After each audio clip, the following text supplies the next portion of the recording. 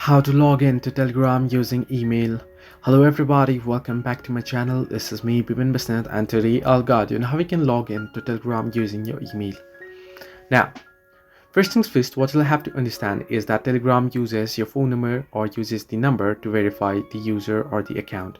So there is no any absolute way of logging in to Telegram using email or Gmail. You'll need to have the number. You'll have to enter in your phone number first, and I'll send a verification code to the number, and then you'll have to enter in the verification code in order to log in or sign up. However, if you don't have a phone number or if you don't want to use your personal number in order to log in, what you can do is you can use a virtual number. You can simply head into your browser on your device and you can search in for virtual number for OTP. Simply type in virtual number for OTP here on the search bar, and you'll get various links where you can go ahead, and there you'll be able to see free numbers which you can use to log into Telegram sign up. So this way you can log into Telegram. Hope this helped you to like and subscribe, and do not forget to leave a comment down below if you have any further issues.